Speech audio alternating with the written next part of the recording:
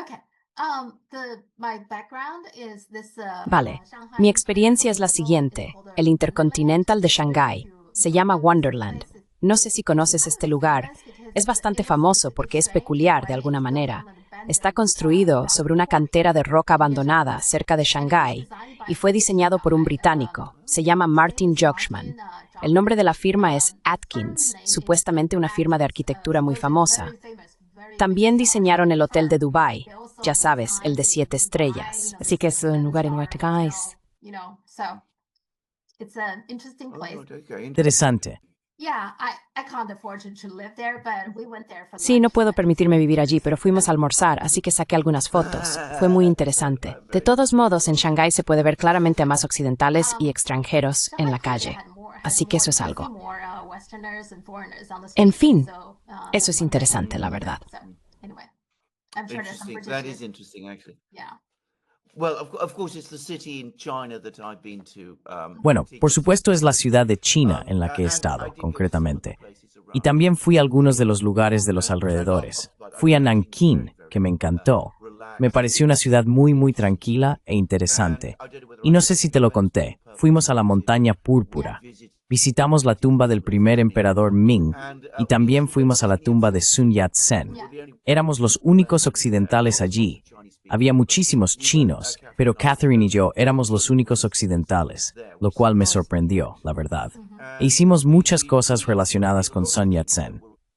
Cuando estuvimos en Shanghái, visitamos la casa, la residencia donde vivía su esposa, porque de nuevo, la valoramos mucho. Ya sabes, era una de las 3 hermanas la que eligió quedarse en China.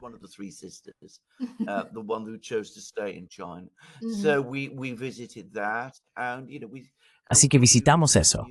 Y por supuesto visitamos el museo, que creo que es uno de los mejores museos de arte del mundo. Así que vimos muchísimo en Shanghái. Fuimos al Bund, obviamente, fuimos al lugar de enfrente, vimos todas esas cosas.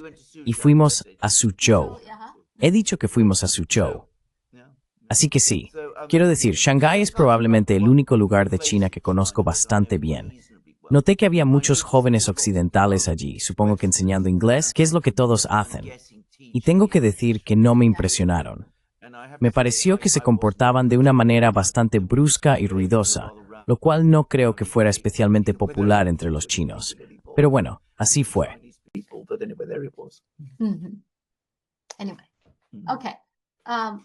De acuerdo. Bien, empecemos con las relaciones entre Estados Unidos y China. Xi Jinping finalmente tuvo una llamada telefónica con Trump. Trump había estado buscando esta llamada y, curiosamente, no pude encontrar el comunicado de la Casa Blanca. Encontré el comunicado del gobierno chino, pero no hay ninguno de la Casa Blanca. En fin, ¿qué opinas de esta llamada? ¿Cuál es tu impresión?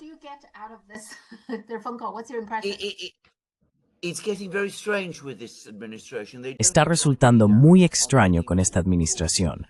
No proporcionan resúmenes de muchas llamadas importantes y absolutamente no han dado ninguno sobre la llamada entre Trump y Xi Jinping.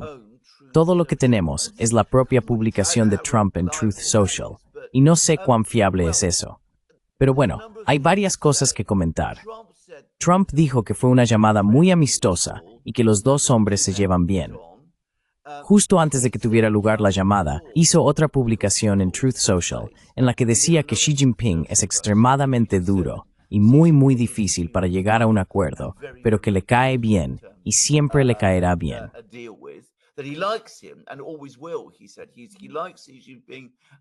Dijo que le gusta Xi Jinping y que siempre le gustará, pero que es un hombre extremadamente duro. Cierto. Eso es algo con lo que se puede estar absolutamente de acuerdo.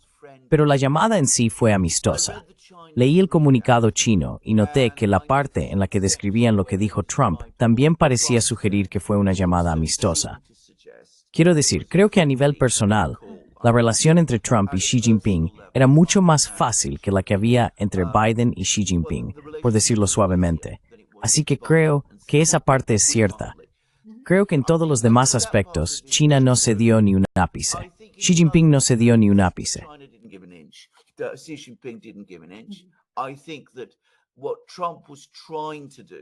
Creo que lo que Trump intentaba hacer era reiniciar las negociaciones de Ginebra, y de hecho se reiniciaron poco después. Creo que intentaba conseguir que Xi Jinping relajara las restricciones sobre tierras raras, imanes y todo eso, que claramente se ha convertido en un asunto muy serio para China. Y tengo la sensación de que Xi Jinping estuvo de acuerdo con eso. Y parece que hemos llegado a este acuerdo, del que hablaremos en breve, en Londres. Pero hubo un pasaje en particular que me pareció muy interesante en el comunicado chino. Quizá estoy interpretando demasiado, pero era uno en el que se decía que China quiere tratar con Estados Unidos, pero se mantendrá fiel a sus principios.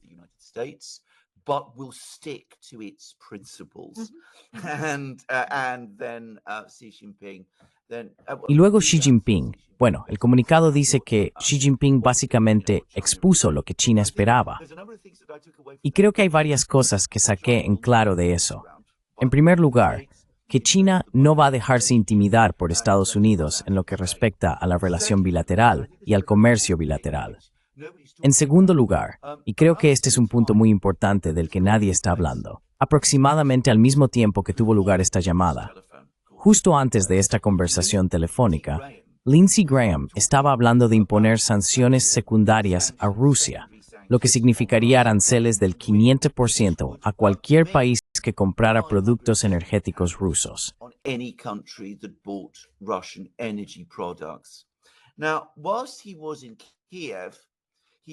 Ahora bien, mientras estaba en Kiev, dio lo que me pareció una entrevista sumamente desacertada, en la que dejó absolutamente claro, al menos según mi percepción, que esto no son realmente sanciones contra Rusia en absoluto, sino aranceles contra China. Básicamente, es un intento de decir, queremos imponer estos aranceles masivos a China y vamos a usar como excusa que los chinos están importando productos energéticos de Rusia. Así que si una gota de petróleo, o lo que los estadounidenses consideran una gota de petróleo, de Rusia, llega de alguna manera a China, ya sabes, aranceles del 500%. Y mi impresión personal fue que, en un cuidadoso lenguaje diplomático chino, Xi Jinping le dijo a Donald Trump, ni se te ocurra.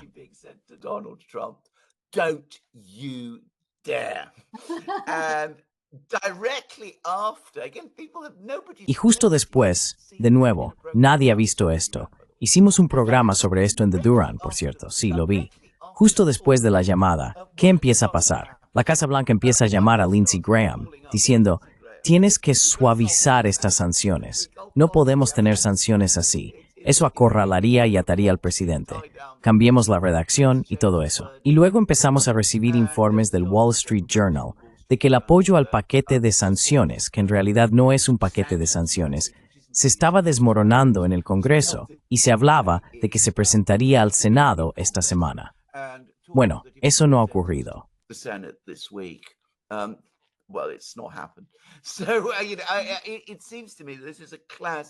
Así que me parece que este es un ejemplo clásico de China, haciendo lo que siempre he dicho, llamar el farol de alguien. Recuerda lo que siempre digo en diplomacia, la primera ley de la guerra es no marchar sobre Moscú. La primera ley de la diplomacia es no farolear a Pekín, porque siempre te descubren el farol.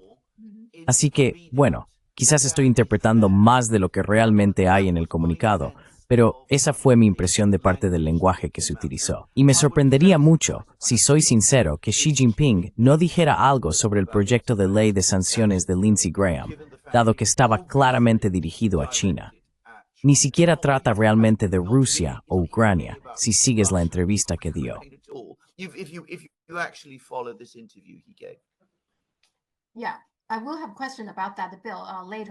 Sí, luego tendré una pregunta sobre ese proyecto de ley.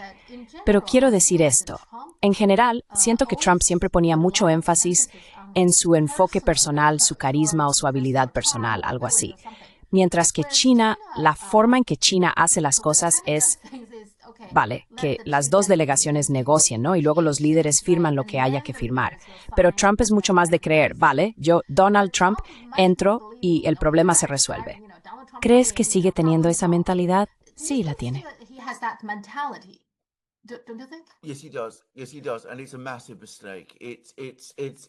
Sí, lo hace.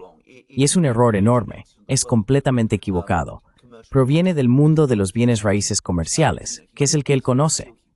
Ya sabes, él hace el trato personal, se presenta, tiene la reunión, domina a la otra persona con la fuerza de su personalidad, despliega su encanto, hace todas estas cosas. Y por supuesto, como he dicho muchas veces, este tipo de negociación funciona sin duda bien en ese mundo de los bienes raíces comerciales. No funciona al nivel de las negociaciones entre superpotencias como Estados Unidos y China. China simplemente no funciona de esa manera. Quiero decir, es absurdo pensarlo.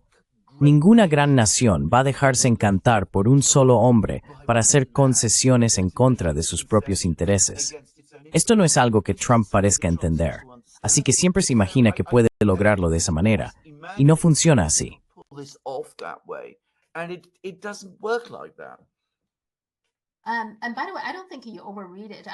Y por cierto, no creo que lo hayas interpretado de más.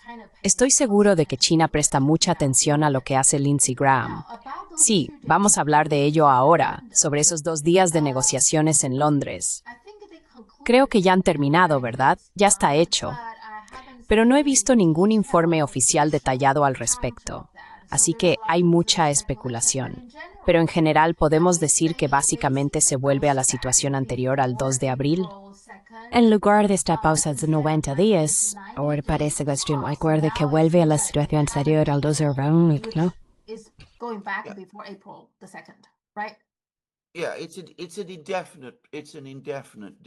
Sí, es un acuerdo indefinido por el momento. Esa es mi impresión. Todavía no es, pese a lo que los estadounidenses intentan decir, todavía no es el acuerdo definitivo. Todavía tenemos aranceles por parte de China, aranceles por parte de Estados Unidos. Así que los que Trump ha estado mencionando, los recíprocos que China impuso, ha habido cierta relajación, bastante relajación de hecho, por parte de Estados Unidos.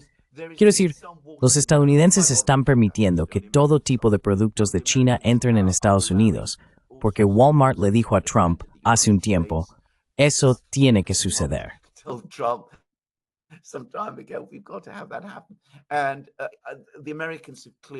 Y los estadounidenses claramente han hecho algunas concesiones para lograr que los chinos acepten empezar a suministrar ciertos elementos de tierras raras y ciertos tipos de imanes. La razón por la que no tenemos todos los detalles es porque los estadounidenses no quieren que veamos qué concesiones han hecho. Esa es la única razón. China no tiene motivo para mantener las cosas en secreto de esa manera. Esa no es la forma de actuar de China. Así que puedes estar seguro de que son los estadounidenses quienes han pedido mantener esto en secreto porque no quieren que la gente vea que en realidad han hecho muchas más concesiones de las que están dispuestos a admitir. Esos son los estadounidenses. Los estadounidenses son todos sobre. Al contrario de lo que dice la gente, China no se preocupa tanto por las apariencias.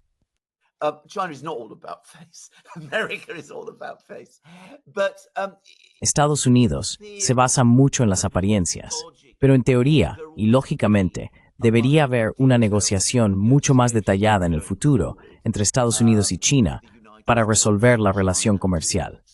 Mi impresión personal, y de nuevo, puede que lo esté viendo demasiado desde una perspectiva occidental, y no sé cuál es la conversación interna en China, es que los chinos han llegado poco a poco a comprender, o al menos han tomado la decisión, de que esto es un ejercicio inútil, que intentar negociar un acuerdo comercial a largo plazo, un verdadero tratado comercial a largo plazo con Estados Unidos, nunca va a funcionar.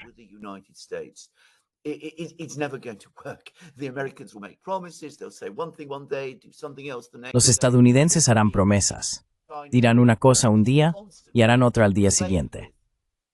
China será constantemente utilizada como moneda de cambio, ya que los estadounidenses tratan esas negociaciones como un asunto de política interna.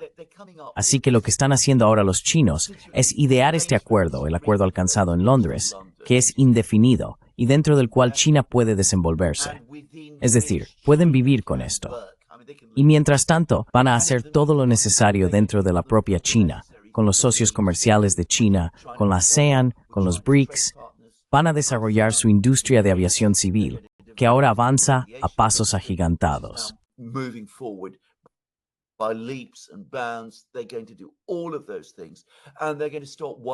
Van a hacer todas esas cosas y van a dejar de preocuparse tanto por Estados Unidos. Así que básicamente para China ahora es un acuerdo transitorio, para que China empiece a reducir su propio comercio, su propia importancia en la relación económica con Estados Unidos. Puedo decirte dónde creo que, darte una idea de cómo creo que se ha producido el cambio. Mencioné antes de que empezáramos este programa que visité Shanghái en 2017. Ahora, una de las razones por las que fui allí fue que uno de mis mejores amigos, un amigo de toda la vida que es ruso, en ese momento dirigía la sucursal del WTB, que es una sucursal de un banco ruso en Shanghái.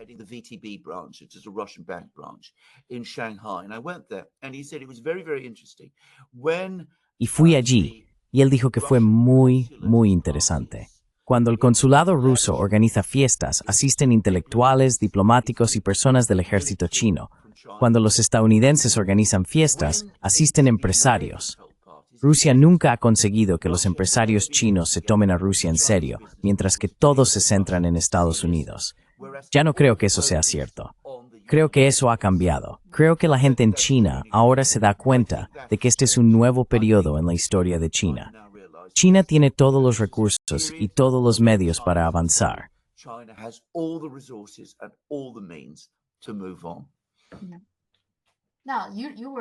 Sí. Ahora, mencionas que Trump anunció diferentes cosas en su Truth Social, ¿verdad? Así que una de las cosas que afirmó en su Truth Social es que esta negociación está cerrada y que por supuesto es un gran éxito. Estados Unidos impone un 55% a los productos chinos y China impone un 10%. Bueno, la gente lo desglosa. Ese 55% en realidad incluye los aranceles existentes, ya sabes. Recuerda que él impuso aranceles en el mandato anterior. Y además hay una cosa, creo que uno de los medicamentos, el fentanilo, al que le estaba poniendo un arancel del 25% o algo así. Así que todo lo demás es un 10%. Así que básicamente es un 10% por ambas partes. Y el resto, él añadió un poco más para que pareciera un 55%, pero no es del todo cierto.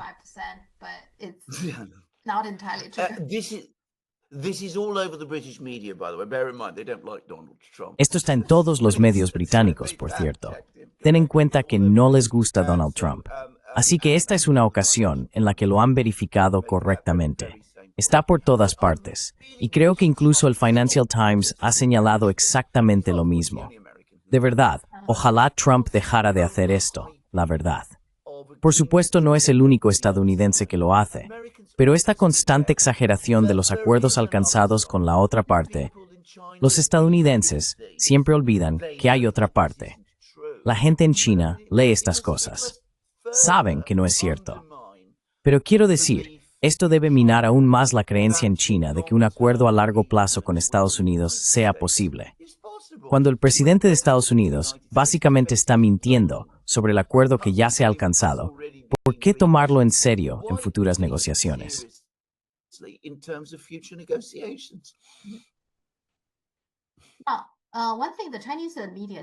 Una cosa que sí señaló la prensa china es que esta negociación le da a Trump algo que ahora puede utilizar al pasar a negociaciones con otras naciones.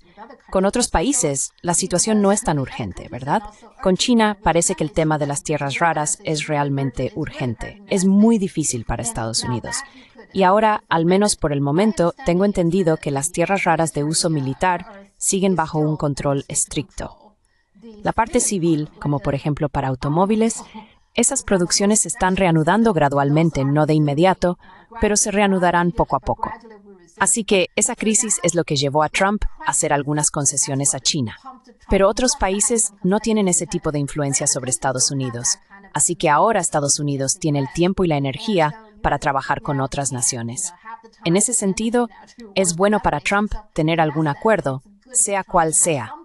Gane o pierda China, o gane o pierda, es bueno tener algún acuerdo con China, ¿no?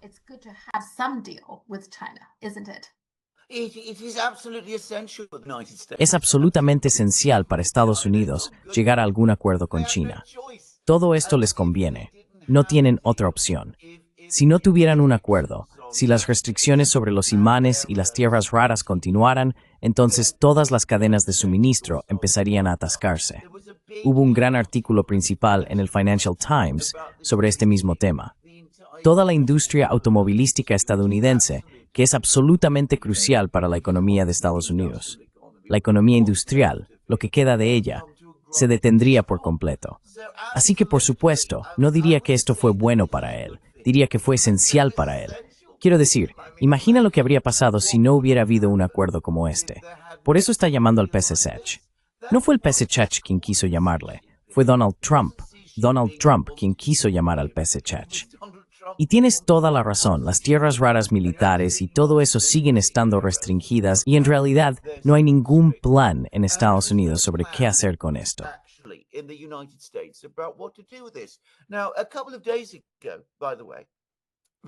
Ahora, hace un par de días, por cierto, los rusos anunciaron un plan para desarrollar su propia industria de tierras raras, que forma parte de sus ideas sobre la soberanía.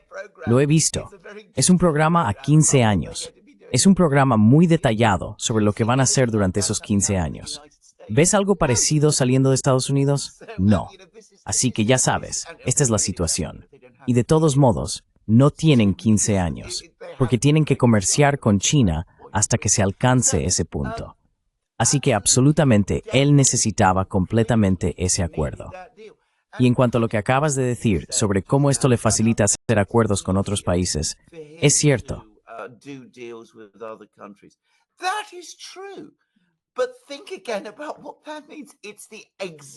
Pero piénsalo de nuevo sobre lo que eso significa. Es exactamente lo contrario de lo que decían en marzo y abril. En ese momento decían, bueno, vamos a imponer todas estas enormes restricciones a China y luego vamos a hacer todos estos acuerdos con otros países y así vamos a aislar a China. Ahora tienen que llegar a un acuerdo con China, en efecto, para evitar quedarse aislados ellos mismos, porque nadie quiere hacer acuerdos con ellos, o no existe la urgencia de hacer acuerdos con ellos hasta que se resuelva el acuerdo con China. Eso te muestra dónde está el verdadero equilibrio de poder económico y dónde está la verdadera determinación.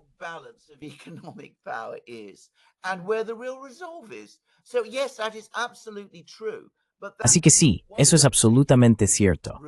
Pero eso supone un giro de 180 grados para Estados Unidos. En lugar de hacer acuerdos con otros países para presionar a China, ahora tienen que llegar a un acuerdo con China para poder encontrar el tiempo y el espacio para hacer acuerdos con los demás países. Esto demuestra lo caótico que se ha vuelto el proceso de toma de decisiones en Estados Unidos.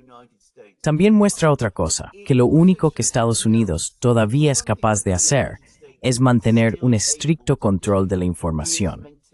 Porque si todo esto se estuviera discutiendo abiertamente en Estados Unidos, como lo estamos haciendo ahora, bueno, puedes imaginar lo que diría el pueblo estadounidense.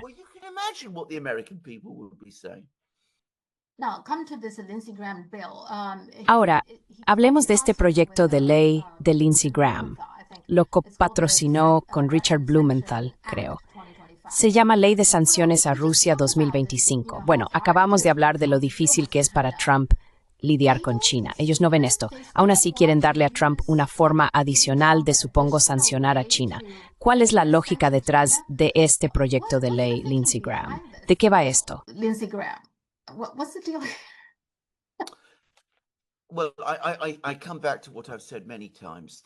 Bueno, vuelvo a lo que he dicho muchas veces, que en última instancia, en Estados Unidos, todo al final se reduce a China.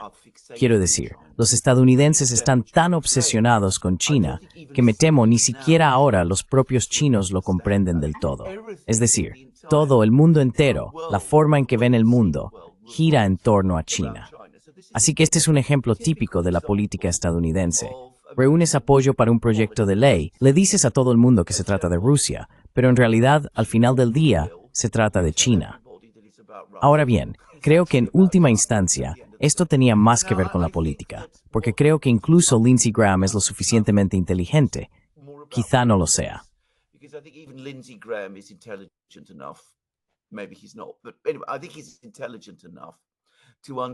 Pero creo que es lo suficientemente inteligente como para entender que al final no había manera de que esto saliera adelante. Quiero decir, Estados Unidos casi destruyó su propia economía cuando impuso aranceles del 145% contra China. Si se llegara a aranceles del 500% contra China, con una legislación detrás que hiciera muy difícil relajarlos, tendríamos un colapso económico absoluto en Estados Unidos. Creo que esto es, una vez más, Lindsey Graham básicamente amenazando a Trump. Él representa al complejo militar industrial, a los sectores duros del sistema político, a los intransigentes de la política exterior, a las personas que ansían contraatacar a China y defender Taiwán.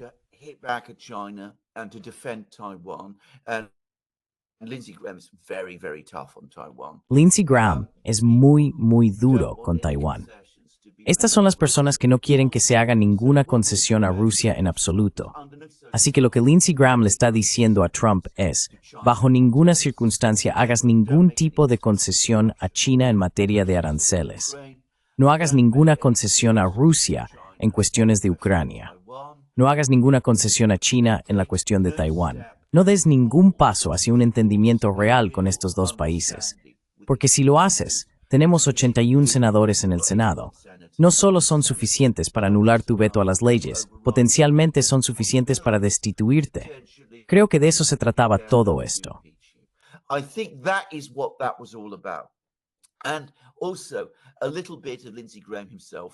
Y también un poco de Lindsey Graham en persona, buscando protagonismo y manteniéndose en el centro de atención y en las noticias. Fue una maniobra política sórdida, y creo que ya se le ha puesto fin.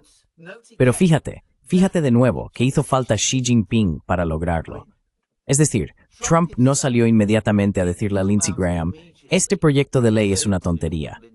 No llamó a los senadores para decirles, por el amor de Dios, ¿qué estáis haciendo aquí? Esto es una locura. Hizo falta que Xi Jinping se lo explicara todo, al menos, eso creo yo, a Donald Trump, para que finalmente Donald Trump reuniera el valor de llamar, o más bien de enviar a su gente a hablar con Lindsey Graham y decirle que esto no iba a funcionar.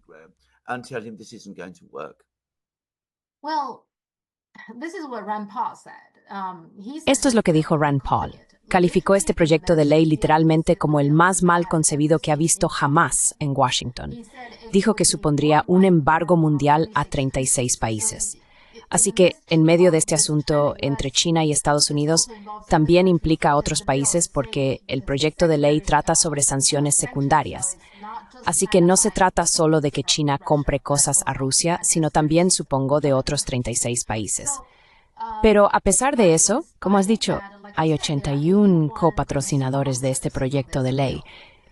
¿Crees que lo suavizarán? Sin embargo, no creo que vaya a abandonar este proyecto de ley, ya que tienen tantos copatrocinadores.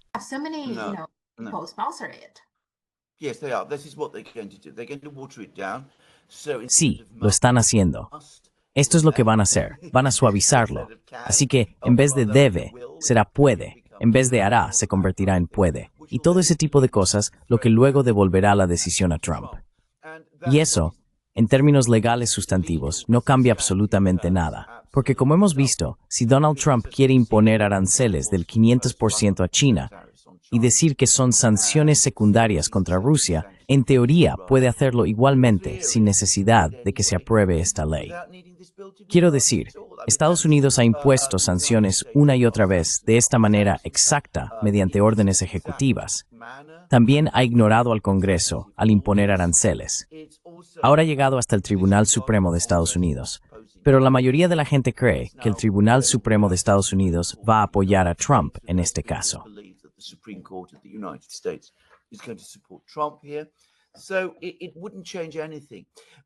Así que no cambiaría nada, pero por supuesto que lo hará. Y por cierto, estoy de acuerdo contigo. Creo que este proyecto de ley se aprobará. Creo que será suavizado. No creo que se abandone por completo. Y me temo que eso coloca una bomba bajo todo el sistema de comercio y política exterior, porque los rusos seguirán en Ucrania. La narrativa de que China está ayudando a Rusia seguirá resonando todo el tiempo, y tendrás a todos los sectores duros diciendo, mira, hemos aprobado este proyecto de ley en el Congreso. Donald Trump tiene todos los poderes que necesita para poner a Rusia y China en su sitio. ¿Por qué no los está ejerciendo? Es débil. Es incapaz de actuar de manera decisiva o firme. Esto permitirá que toda esa gente terrible de siempre se comporte de todas las formas horribles que acostumbran. Y me temo que eso es lo que ha hecho Lindsey Graham.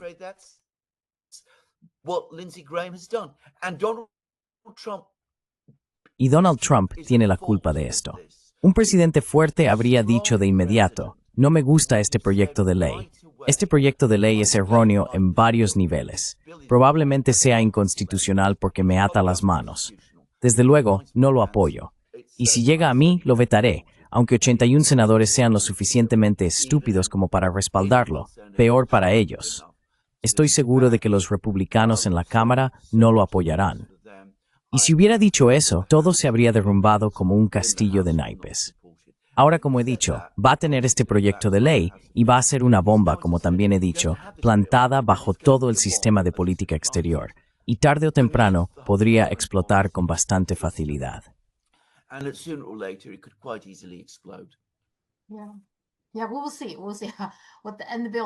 Sí, ya veremos. Veremos cómo queda el proyecto de ley final y cómo resulta al final. Sí, vale. Los disturbios en Los Ángeles. Al principio no les presté mucha atención porque este tipo de disturbios ocurren, ya sabes, protestas. Pero parece que está creciendo mucho más de lo que pensé al principio. Ahora, en China, cada vez que hay una protesta o disturbios como estos, la gente siempre cita a Nancy Pelosi. Cuando ocurrió algo hace años en Hong Kong, las palabras de Nancy Pelosi fueron, es un espectáculo hermoso de contemplar.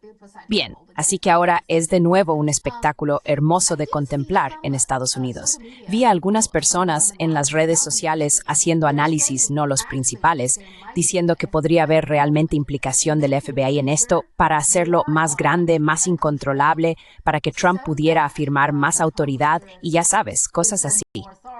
¿Cuál es tu opinión sobre todo esto?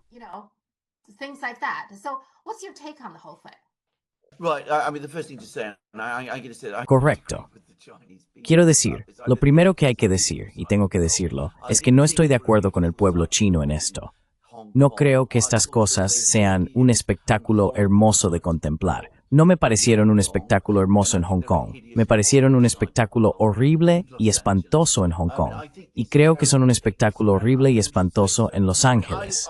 Quiero decir, creo que son cosas terribles y deberíamos decirlo. Quiero decir, yo lo digo. Ya sabes, los disturbios son feos. Y cuando ocurren por alguna supuesta causa política democrática, se vuelven aún más feos, francamente. Y no sé quién está detrás de estos disturbios, si es el FBI o Donald Trump y sus agencias.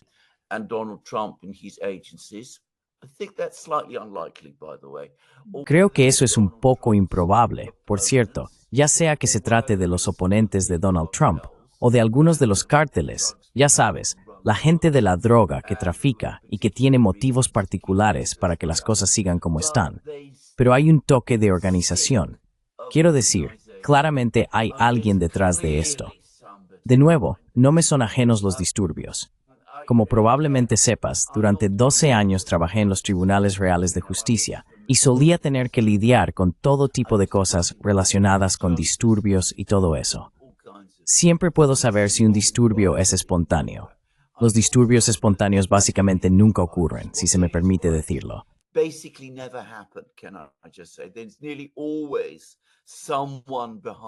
Casi siempre hay alguien detrás de ellos que los organiza. En Gran Bretaña, cuando ocurren, normalmente hay actividades delictivas detrás. Delincuentes que intentan distraer a la policía y mantenerla alejada de investigaciones cercanas a ellos mismos. Pero esto es a una escala mucho mayor. Alguien está organizando claramente estas cosas. Alguien tiene claramente una agenda detrás de ellas. Por cierto, eso fue absolutamente el caso con los disturbios en Hong Kong, y sabemos exactamente quién estuvo detrás de esos disturbios, solo para que conste.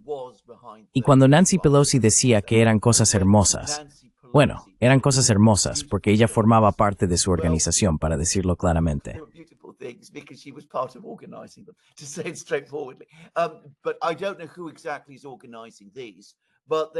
Pero no sé exactamente quién está organizando esto, pero tienen todas las características, no solo de organización, sino de una organización a gran escala, de hecho.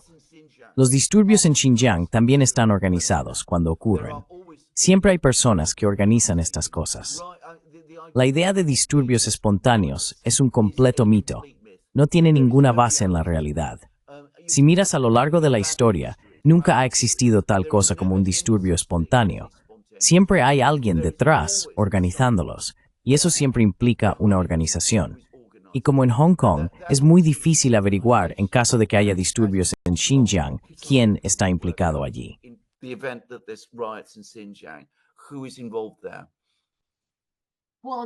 Bueno, la razón es que la gente realmente odia a Nancy Pelosi porque dijo que era un espectáculo hermoso de contemplar. Sí, lo sé. Sé por qué la gente dice eso en China. Lo entiendo perfectamente. Están señalando con el dedo. Pero dicho esto, quiero decir, ya sabes, creo que por mi parte quiero decir esto. Odié lo que pasó en Hong Kong. Me arriesgué mucho al decirlo en su momento, por cierto. Perdí algunos amigos solo por decirlo. No voy a perder amigos por los disturbios en Los Ángeles, porque el tipo de personas a las que les habría molestado eso, hace mucho que dejaron de ser mis amigos. Pero estas son cosas horribles, sea quien sea el que esté detrás de ellas.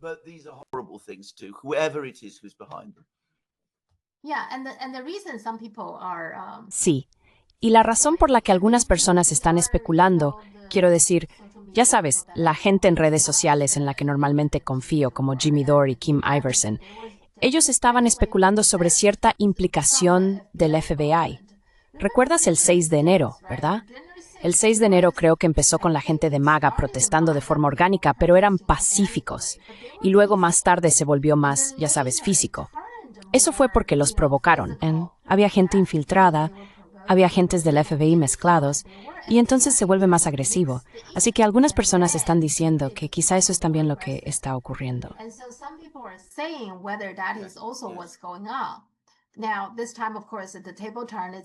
Ahora, esta vez, por supuesto, las tornas han cambiado. Piensan que quizá no sea necesariamente Trump en persona, sino gente de su entorno la que cree que esta es una buena oportunidad para que él afiance más su autoridad.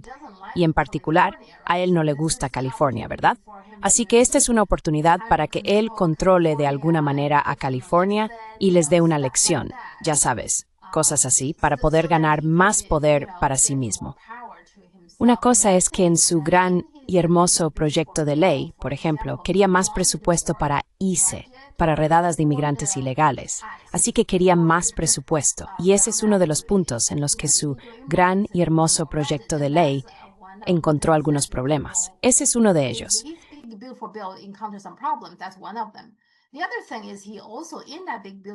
La otra cuestión es que en ese gran y hermoso proyecto de ley también quería prohibir que las autoridades locales y estatales impidieran a entidades privadas recopilar datos de los ciudadanos. Así que eso es especialmente relevante para empresas como Palantir, ¿verdad? Tiene algunos amigos que se beneficiarían si este gran y hermoso proyecto de ley se aprueba. Y luego hay personas a las que no les gustan algunas partes. Así que esta es una buena oportunidad para que él muestre al mundo.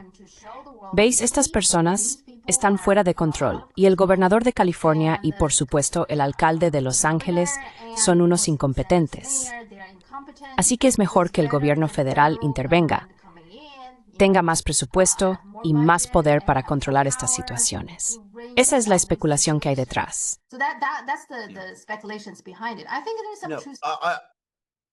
Creo que hay algo de verdad en eso. Es bastante posible. Quiero decir, lo único que me hace dudar un poco es porque estás exponiendo muy bien cómo podría ser todo.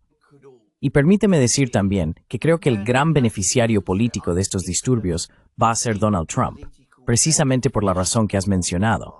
Es decir, personas como Newsom y todos los demás se han visto en una posición muy difícil, porque quiero decir, hay disturbios y hay violencia, y ellos parecen estar defendiéndolo, y lo están defendiendo en una ciudad estadounidense. Y quizá haya muchas personas en California que estén de acuerdo con ellos, pero no creo que mucha gente. No creo que la mayoría de la gente en Estados Unidos. ¿Por qué Estados Unidos hace eso?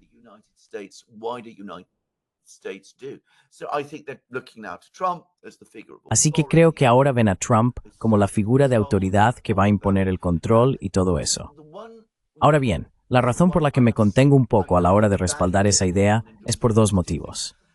En primer lugar, está el argumento inteligente e intelectual en contra de esto, que sospecho tiene poca relevancia, y es que ningún gobierno debería jamás fomentar disturbios contra sí mismo. Porque al fin y al cabo, Los disturbios en California siempre van contra el gobierno. Y creo que la idea de fomentar disturbios es lo que hacen los gobiernos estúpidos. Eso es lo primero que hay que decir. Ahora, no insisto demasiado en eso, porque en Estados Unidos dan por sentada esa estabilidad interna hasta tal punto que están dispuestos a hacer cosas estúpidas para ganar en sus intereses domésticos.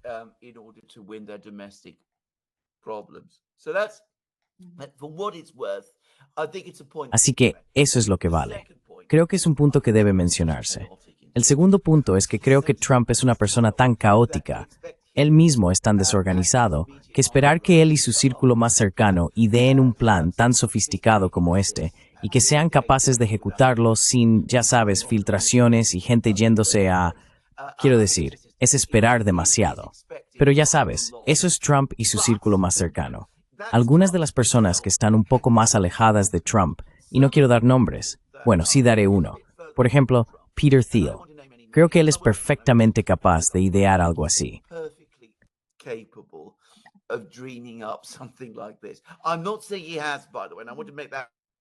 No estoy diciendo que lo haya hecho, por cierto, y quiero dejar eso absolutamente claro. De hecho, probablemente no lo haya hecho. Pero ya sabes, hay otras personas que podrían estar involucradas con Trump de alguna manera, que quizás podrían idear algo de este tipo. Pero Trump mismo, como he dicho, simplemente me parece demasiado desorganizado y confuso, caótico, como para idear algo así. Quiero decir, ten en cuenta que este es un hombre que, al parecer, ni siquiera lee sus informes de inteligencia. Así que pensar que es capaz de planear. Quiero decir, Lyndon Johnson podría haberlo hecho, Richard Nixon podría haberlo hecho, quizás incluso Bill Clinton podría haberlo hecho, pero Donald Trump, le pongo un gran signo de interrogación. Sí. Pero fue Churchill quien dijo célebremente, nunca dejes que una buena crisis se desperdicie, ¿verdad? Oh, no, absolutamente, sí. Bueno, creo que eso es lo que está haciendo.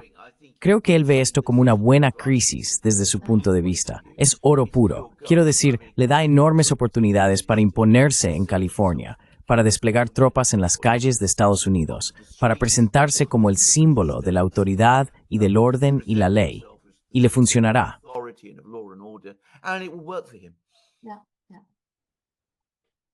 Sí.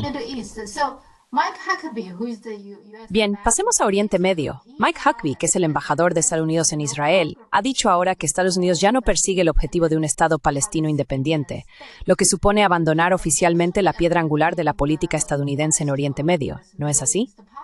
Me sorprende que no se hable más de esto. Incluso dijo que cualquier futuro Estado palestino debería formarse a partir de un país musulmán. Básicamente, la solución de dos estados que Estados Unidos ha respaldado oficialmente durante todos estos años está llegando a su fin, ¿no es cierto?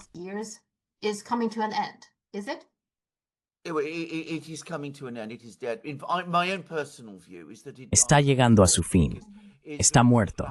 Mi opinión personal es que murió hace años porque Israel se opone de manera implacable y Estados Unidos en realidad nunca lo ha apoyado. Quiero decir, han hecho como si lo apoyaran. Así que, en cierto sentido, esto ha aportado claridad. Y tengo que decir también lo siguiente. Lo que está haciendo la administración, puede que no lo hayan entendido, es que han firmado la sentencia de muerte de Israel, porque esta es una situación insostenible. Tarde o temprano, algo va a suceder. O bien Israel empezará a expulsar a toda la población, y a cometer no solo el tipo de genocidio lento que está llevando a cabo ahora, sino un genocidio abierto, en cuyo caso eso destruirá a Israel.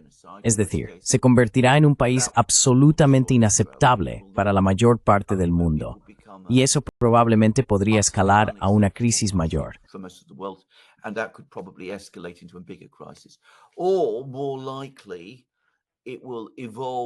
O más probablemente, evolucionará hacia un estado de apartheid. Más adelante, la gente empezará a hablar de manera más directa sobre qué es un estado de apartheid. Volveremos a ver la resolución que la Asamblea General aprobó en los años 70 y que luego fue anulada en los 90, diciendo que el sionismo era una forma de racismo, apoyada por China, por cierto. Volverá a surgir. Y tarde o temprano, las presiones, como ocurrió con Sudáfrica, crecerán hasta el punto en que tendrán que conceder derechos iguales a los palestinos, en cuyo caso dejará de ser un Estado judío. Así que esta era la vía de escape de Israel. La solución de dos estados era una vía de escape para preservar un Estado judío en el territorio de Palestina. Los estadounidenses acaban de cerrar esa puerta. The Americans have just shut the door on it. Now, Ukraine and Russia. Ahora la situación entre Ucrania y Rusia. Cuando hablamos de las llamadas telefónicas entre Trump y Xi Jinping, me recuerda a la llamada que tuvo con Putin, ¿verdad? Esa también fue una llamada amistosa, pero Putin no cedió mucho, ¿no es así? ¿No es cierto? Así que no está ocurriendo gran cosa ahí, y Rusia sigue avanzando. Lo último que sabemos es que Ucrania se negó a recuperar los cuerpos de 6.000 soldados ucranianos. ¿Por qué? ¿Es solo porque no quieren pagar? ¿O porque se niegan a hacerlo? Yeah, first of all, was it even a friendly call? Sí, en primer lugar, ¿fue siquiera una llamada amistosa? Esto te da una idea de lo locas que están las cosas. Porque no fue apenas una semana antes cuando Trump dijo que Putin se había vuelto loco, está matando gente por todas partes. Y luego, ya sabes, un par de días después, informa, oh, tuve una llamada muy amistosa con este loco. Quiero decir, cambia de un día para otro y ya casi no tiene sentido. Cualquiera que se tome en serio lo que dice Trump y suponga que puede construir una comprensión de la política exterior de Estados Unidos a partir de sus palabras, se está engañando a sí mismo. En fin, no estoy seguro de que fuera una llamada tan amistosa. Ahora, lo que había pasado fue esto.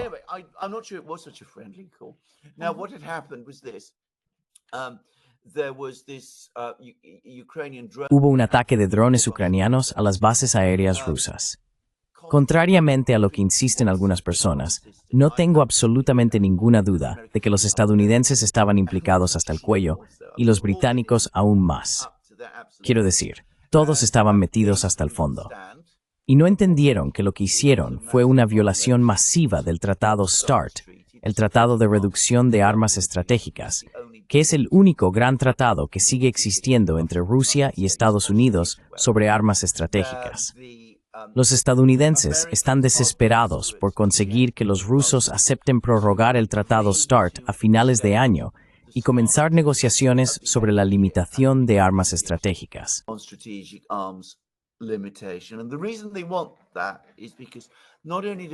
Y la razón por la que quieren eso es porque no solo Rusia tiene una fuerza nuclear mayor que la de Estados Unidos, sino que los estadounidenses también están muy preocupados ahora porque se han metido en una carrera armamentística con China.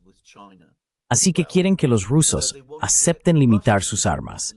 Y luego quieren que los rusos convenzan a los chinos de unirse a rusos y estadounidenses en un acuerdo de limitación de armas, algo a lo que algunos rusos ahora se niegan. Pero esa es otra historia compleja.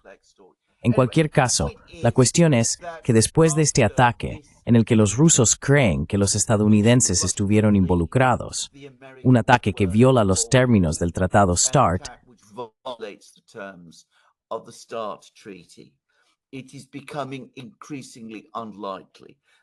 es cada vez menos probable que los rusos acepten renovar el Tratado START cuando expire a finales de este año. Así que los estadounidenses pasaron eso completamente por alto. Luego, varios generales estadounidenses retirados, como Michael Flynn y Blaine Holt, salieron a señalarlo. Y Trump, en ese momento, como suele hacer, se asustó. Llamó por teléfono a Putin y le dijo, mira, yo no estuve involucrado. No tuve nada que ver con eso. No sabía nada al respecto. Stay small for reneging al respecto. Nobody in the United States knew anything about it. It was these crazy people in Ukraine. Fueron esas personas locas en Ucrania. Y los rusos no han proporcionado un resumen de la conversación, lo cual es interesante en sí mismo. Pero el asesor de Putin, Yuri Ushakov, ofreció un relato de la llamada. Me impresiona leer el relato de Ushakov, y estoy muy familiarizado con los resúmenes rusos, mucho más que con los chinos, fue que Putin escuchó a Trump en un silencio gélido. Creo que eso fue lo que realmente ocurrió. Escuchó lo que Trump tenía que decir, oyó las negativas de Trump sobre la implicación de los estadounidenses, pero claramente no las cree. Si miras medios rusos, está claro que ellos tampoco lo creen. Clearly doesn't believe them. If you go to the Russian media, they clearly don't believe it. They are absolutely furious. I think they're furious. Están absolutamente furiosos. Creo que están furiosos con los estadounidenses en muchos niveles, por cierto. Y los rusos dijeron, miren, vamos a tomar represalias. No vamos a tomar represalias, quizás, de algunas de las formas que temen, pero no hicieron ningún compromiso respecto al Tratado START, que es lo que realmente preocupaba a los estadounidenses. Así que creo que eso fue lo que realmente ocurrió. Ahora bien, lo que sí ha salido de todo esto es que los estadounidenses parecen estar muy molestos. Probablemente consigo mismos, pero también con los ucranianos por hacer todas estas cosas.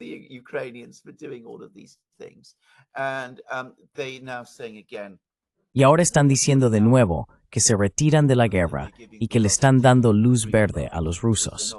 Y por supuesto, no van a seguir adelante con las sanciones locas de Lindsey Graham y todas esas cosas.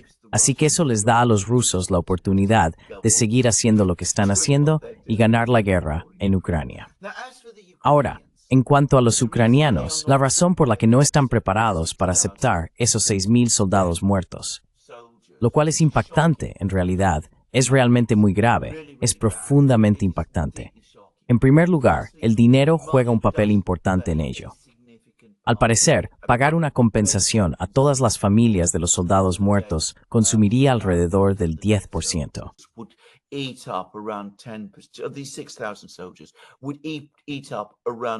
Estos 6,000 soldados consumirían alrededor del 10% del presupuesto de defensa, lo cual es inasumible, dado que Ucrania ya tiene un enorme déficit presupuestario y depende de financiación externa.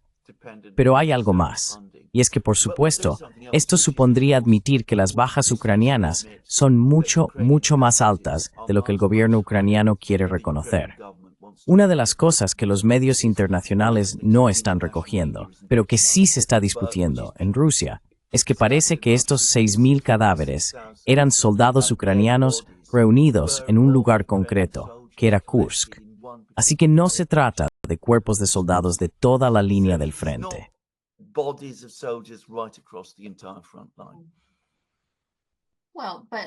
Bueno, pero si se niegan, ¿no es eso una admisión de que la situación es peor de lo que han reconocido y que no van a pagar? Quiero decir, de cualquier manera, no deja a Ucrania en buen lugar.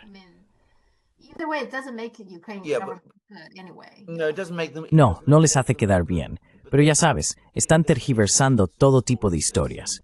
Dicen, realmente no sabemos quiénes son estas personas. Ya sabes, los rusos no han proporcionado todos los datos de identidad. Quizá ni siquiera sean ucranianos. Quiero decir, hacen todo eso.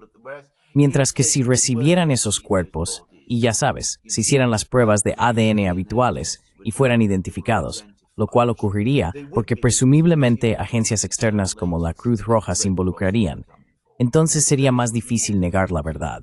Es una historia muy fea, en realidad, y según tengo entendido, no está causando buena impresión en Ucrania en absoluto.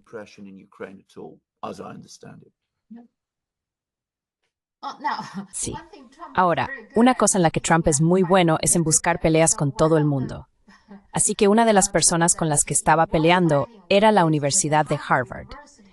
Tengo un poco de curiosidad por saber cómo te sientes al respecto, porque ya sabes, tu esposa es académica y mi marido también lo es. Así que presto atención a este tipo de cosas.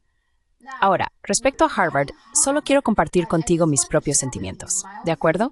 Solo mirando números puros, el presupuesto de la Harvard, y esto es una universidad privada muy rápida, tiene enorme dotación.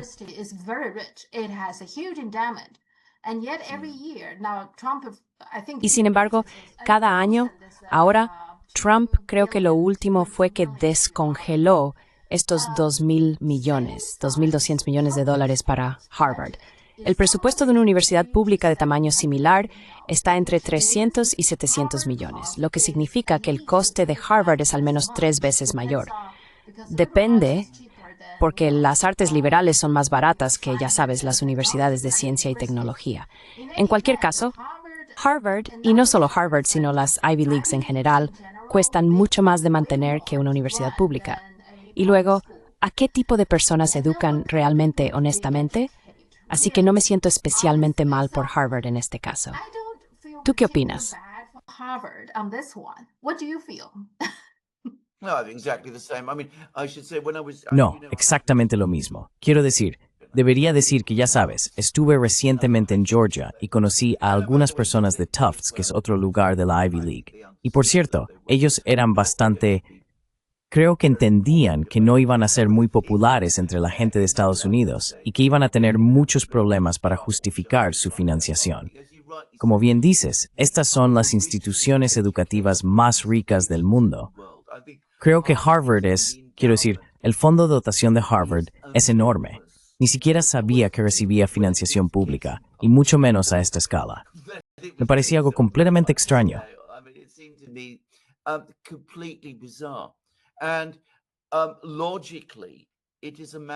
Y lógicamente, es una enorme mala asignación de recursos. Hay muchos otros lugares que necesitan este dinero mucho más. Y de nuevo, es lo que ocurre. No es solo en Estados Unidos. Básicamente, es la élite cuidando de sí misma. Es decir, las personas ricas que envían a sus hijos a Harvard, Yale, Princeton, Columbia y todas las demás, se aseguran de que estos lugares sigan recibiendo todo el dinero que no solo necesitan, sino que desean. Luego salen con sus brillantes títulos y diplomas y demás, que objetivamente puede que no sean mucho mejores que los títulos que ofrecen instituciones mucho, mucho más baratas.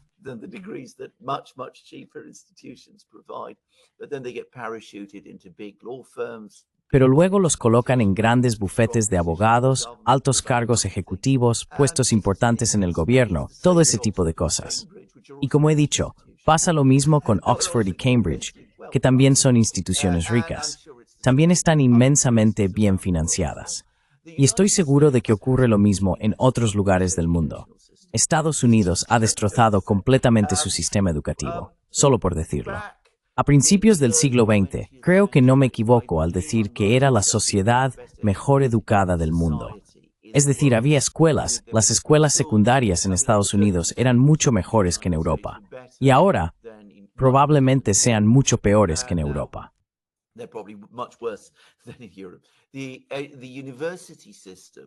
El sistema universitario en Estados Unidos se consideraba excelente. Tenían escuelas de ingeniería y ciencias brillantes. Tenían escuelas de formación profesional muy sólidas, especialmente a nivel terciario. La universidad en la que trabaja mi esposa es académica allí, es una antigua escuela profesional estadounidense, aunque dejó de serlo hace mucho tiempo. En fin, tenían un sistema educativo muy completo, muy bien organizado y muy bien gestionado, que funcionaba al más alto nivel, y lo estropearon por completo. Lo estropearon debido a distorsiones en la financiación. Aplicaron políticas muy extrañas. Están obsesionados con las STEM. China no está obsesionada con las STEM. Simplemente las hace. Esa es la diferencia.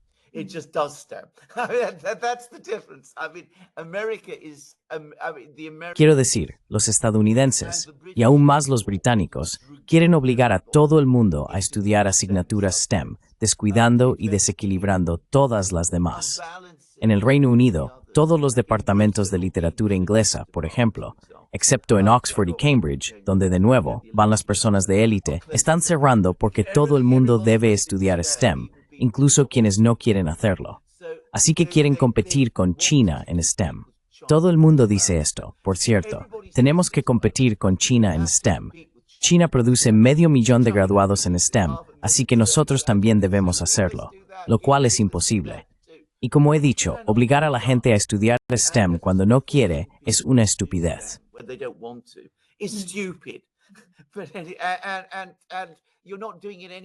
Y de todas formas, no lo estás haciendo de la manera correcta, que es desarrollando tus departamentos de matemáticas. ¿Puedo decir esto? Hubo una vez, esto, de nuevo, es algo que sé, hace 10 o 15 años, venían muchos estudiantes chinos a Cambridge y Londres, o mejor dicho, a Gran Bretaña, para estudiar matemáticas. Y en ese momento, había gente en Gran Bretaña que decía, bueno, estos son estudiantes realmente muy, muy buenos, pero la formación china en matemáticas tiene sus rigideces que nosotros no tenemos en Gran Bretaña. Nadie dice eso ya. Ahora se reconoce, eso ya no es cierto. that in fact that isn't true anymore. And in fact, the number of Chinese students coming Y de hecho, el número de estudiantes chinos que vienen a Cambridge a estudiar matemáticas está disminuyendo porque les va mejor en China. Así es como se construye todo esto. Pero en fin, los estadounidenses que tenían magníficas escuelas de ciencias, ingeniería y formación profesional lo han desequilibrado todo. Y han hecho, y de nuevo, como mi esposa y tu marido presumiblemente están familiarizados con todo esto, sabes lo increíblemente complicado que es y lo pesado que puede llegar a ser. Así que quiero decir, ellos mismos han hecho todo esto y han tomado un sistema educativo excelente que una vez tuvieron y lo han destrozado.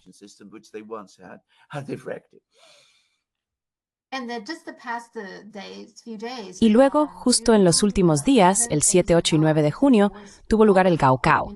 Ya sabes, el examen de acceso a la universidad en China.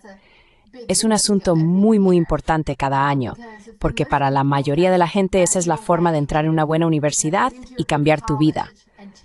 Puedes venir de un entorno bastante humilde y si te va bien, puedes cambiar tu vida. Así que eso es lo más importante. Y ya sabes, cada vez que llega esta época del año, pienso en cómo universidades como Harvard siempre hacen que el proceso de solicitud sea excesivamente complicado. ¿Verdad? Quieren que escribas un ensayo sobre ti mismo. Quiero decir, ¿qué esperas de una persona de 17 años? ¿Cuánto puede tener para contar?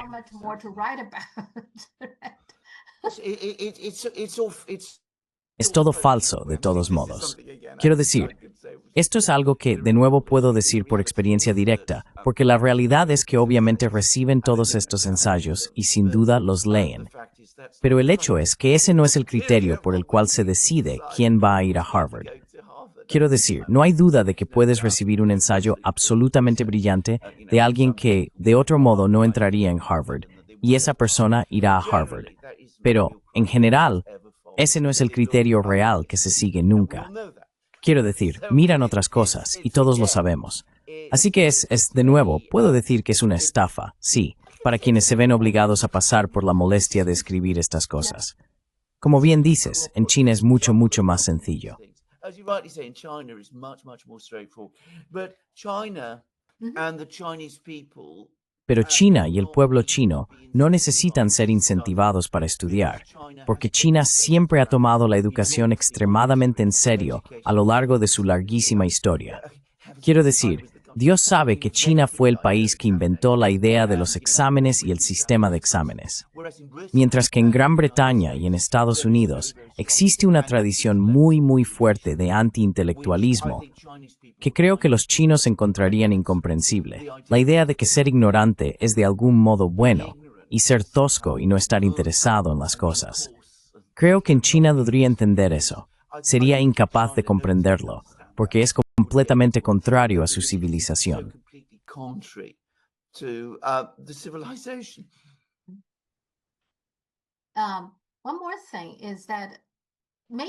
Una cosa más, quizás sea una coincidencia, pero resulta interesante que recientemente, en Japón, el gobierno colaboró con la ciudad de Shimonoseki para exhibir las copias originales del Tratado de Shimonoseki.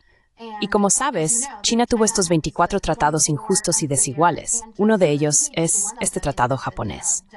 Más o menos al mismo tiempo, el Museo Británico, bajo el tema La historia oculta de China, también exhibió la copia original del Tratado de Nankín. Eso atrajo mucha atención en China. La gente se preguntaba, ¿por qué están haciendo esto?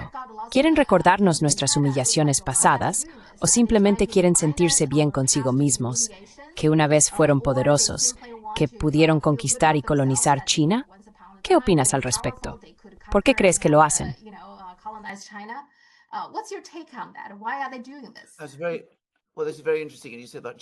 Bueno, esto es muy interesante.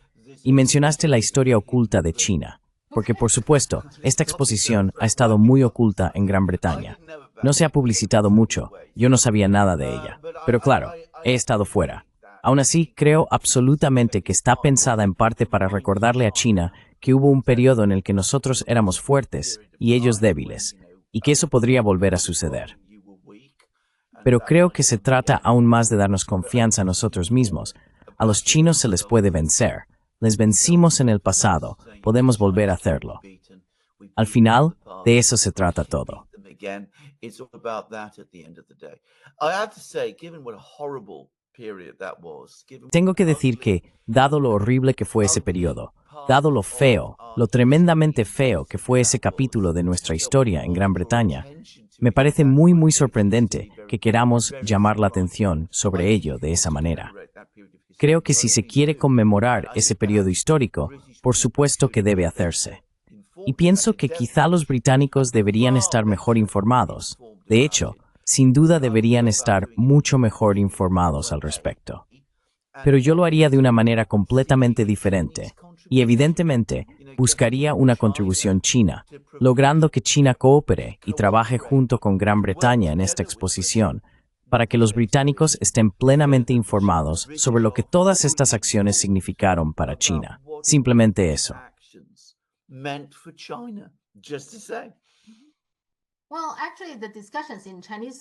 Bueno, en realidad, las discusiones en las redes sociales chinas entre los internautas son que China nunca tiene miedo de que le recuerden que en el pasado fue pobre, débil y atrasada. Lo que teme China es que esa parte de la historia sea olvidada por las futuras generaciones. Así que, en realidad, es algo bueno que sigáis recordándonos que en un momento dado China fue pobre y débil. Y eso es lo que ocurrió. Y por eso no podemos permitir que vuelva a suceder.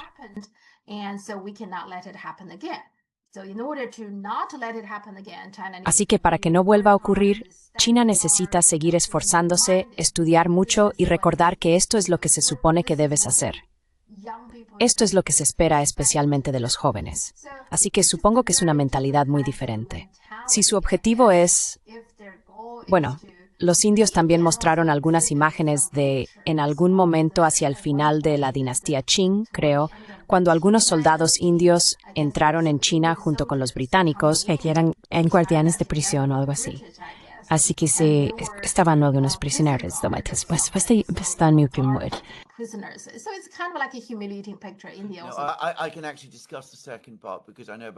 De hecho, puedo hablar de la segunda parte porque la conozco. Quiero decir, hubo tropas indias, tropas del ejército indio, el ejército indio británico, que fueron desplegadas en China, en Pekín, en la década de 1900, en la época del levantamiento de los hombres de los puños rectos, o como se llame. Occidente los llama los boxers, exactamente. Así que probablemente de eso se trata todo esto. Lo cual es interesante. India celebrando una empresa colonial británica. No parece tener mucho sentido, al menos para mí.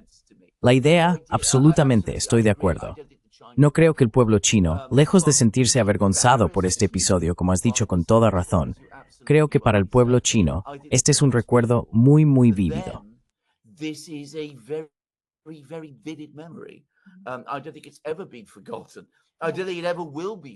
No creo que jamás se haya olvidado. No creo que jamás se olvide en China. China nunca olvida su historia. Eso es otra cosa que hay que decir. Quiero decir, esta es la nación más consciente de la historia en el mundo. Es una que se toma la historia increíblemente en serio. Así que, absolutamente, no quieren que se les recuerde eso. Si ven que otros están reviviendo sus propias narrativas al respecto, entonces creo que eso es importante para China, porque les dice mucho sobre esas otras personas. Pero no creo que China lo olvide jamás. Quiero decir, recuerdan gran parte de su historia y es muy importante para ellos. Aquí, por cierto, hay una diferencia con la India. La India no tiene una narrativa histórica muy clara sobre sí misma en absoluto.